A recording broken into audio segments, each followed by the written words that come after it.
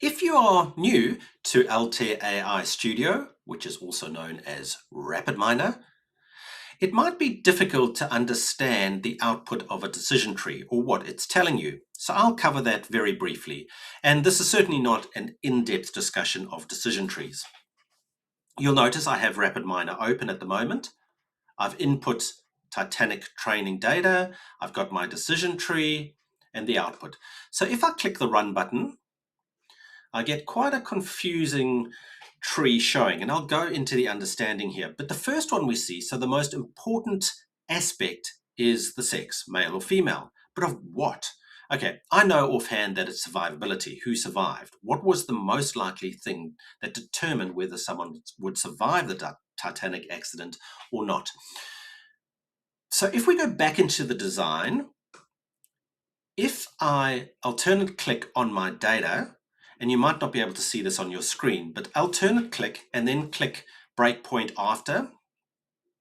Now if you click run, you'll be able to see your data. Importantly is the green column, survived. This is what RapidMiner is determining is the most important thing or data. It's termed the label. Now you can change the later, but that's for a different tutorial. So it's determining whether this was yes or no. What were the most important factors that determined whether this was yes or no, that someone survived the Titanic accident? Let's just go back to the design, and I'm going to click on decision tree, and I'll just click run. Right, we're back here. So the most important thing that determined whether someone survived the Titanic or not was sex, the sex column, yes, or sorry, female or male in that column.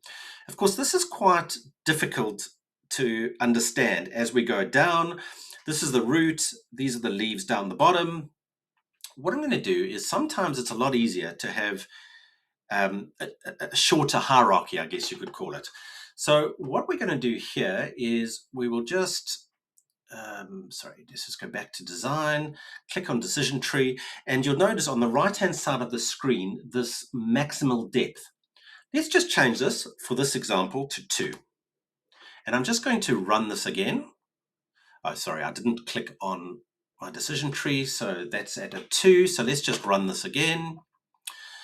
This makes it a little bit simpler to understand. So now it's only 2 levels. So the first thing, the most important thing that determined whether someone survived was their sex, yes or no. So if they were female, they had a far higher chance. You can see there, yes, was far higher, the blue, than male. They had a far less chance of survivability. And if you hover over the leaves, you'll see that the number of items in total for female, there were 322 females in this data set.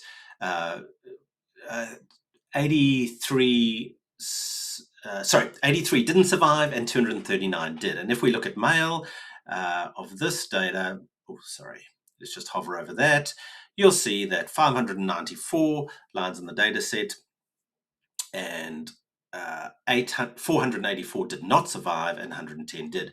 Now, let's just go back to the design and let's click on the decision tree again, and let's just change this to 4 levels, for example.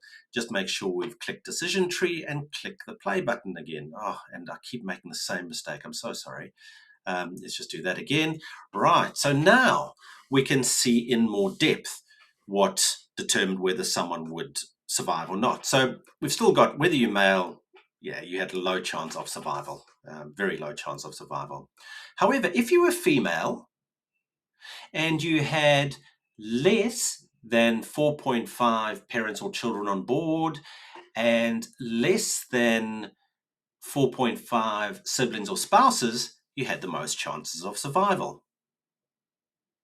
Let's just do once again, and let's just change this to the depth to 6, for example. And so you can just see we're going into more and more detail as to why someone did or didn't survive. So now we get even more detail. So if you were female, and I'll just start at the bottom in this case, if you had less than 3.5 parents or children on board and you paid less than 35, and I'm assuming that was pounds, you had a good chance of survival. But you also had a very good chance of survival if your passenger fare was greater than £35. So if you were rich or paid a lot on the Titanic and you were female, you had a very, very good chance of survival. However, even if you paid less, but you had less than or fewer parents or children on board, you still had a good chance of survival. Please like this video and thanks for joining me.